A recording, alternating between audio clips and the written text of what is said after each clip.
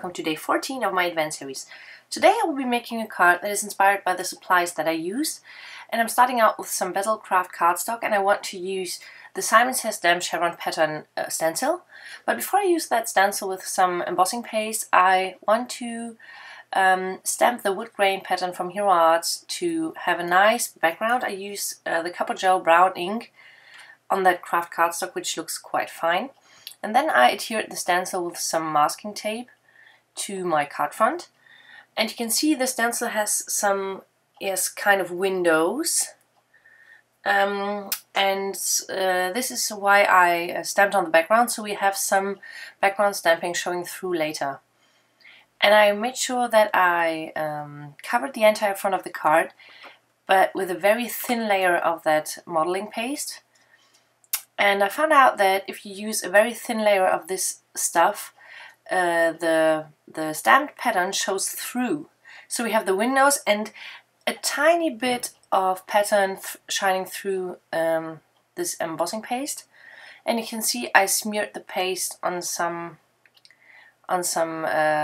areas where it shouldn't be, and I just took a wet cloth and took that off before it was dry. It's not perfect, but it's good enough. Yes, you can see it's not very white anymore, and I just cleaned off my work surface, and that was the card. And I like to use my heat gun to heat set this stuff, but this is not the same embossing paste like others use. I heard that sometimes if people heat up their embossing paste, it starts to bubble. The modeling paste from Liquitex does not bubble if it's heated. So this is what I like about it. And then I used some stamps from Paper Tray Ink. It's the Tremendous Trees Christmas set. And I stamped 4 images, but later I decided to use just 3 of them. What I like about this set is there are some really funny images, and they are very cute, but they are very tiny, so you can use some of them on one card. And this is what I'm going to do. I told you I have that stencil with the kind of windows, and you can see how I use those windows to make those little images peek through. This was my idea. I colored the images in, and I tried to use the same colors on every image. So I went for some dark red, because it was clear that Santa has to be red. So I also colored the scarf of the little penguin and also the head of the bird in red. And the snowman is the image that I will leave out. I decided to go just for 3 of them. So I used the same red color on all 3. And I used some gray, of course, on Santa to give his beard a little more dimension.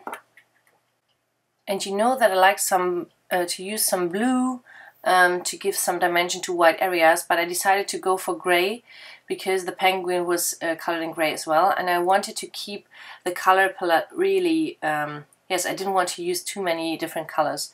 So this is why I chose to give Santa a grey beard and also some grey accents on his head. And then I thought about the color for the bird, and it was clear that the penguin would have some oranges on his beak and his feet, and so I went for some oranges on the bird. So we have 3 colors on that images: the greys, the red tones, and also some oranges. And that was everything I used. And we also have the craft cardstock and the brown stamping, so I really wanted to not overwhelm with color. And you can see I did not cut out the feet because I knew it was not necessary, because I wanted to make those images peek out of those windows. So I knew I would cut off the feet anyway. And I used some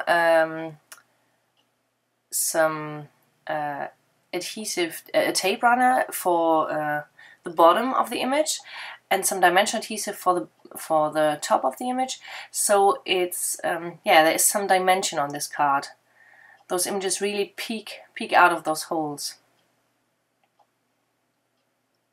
and just made them fit into those shapes.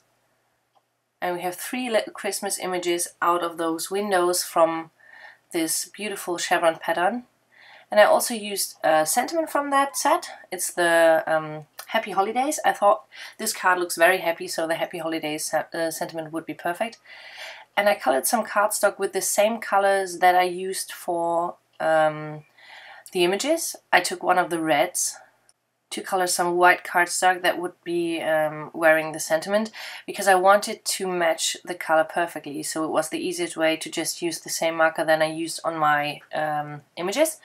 And I also added some shading, so I used a little darker red shade on the edge, and I blended that in. And this will be, yes, the banner for the sentiment, which matches the colors that we have on the card perfectly. I used my heat tool to make sure the ink was really dry, and then I used my EK Success powder tool and stamped the sentiment with Versamark ink, because I wanted to white emboss it. White is a color that we have on the card anyway, and it pops off that red, and I think red and white is really a Christmassy color combo. I heat set the embossing powder, and then I cut the banner with a V shape to make it fit on the card. And then I added some white stitching lines, because we have some fake cloth on that card, the scarves and the hats and Santa's overall. And I wanted to mimic those clothes with some stitching lines. And I added some dimension to the banner just like I did to the creatures, so with some normal tape runner on the edges and some foam tape in the middle of the banner, and that finished off the card. I hope you had some fun and got inspired how you can be inspired by your supplies. I hope to catch you tomorrow. Bye bye!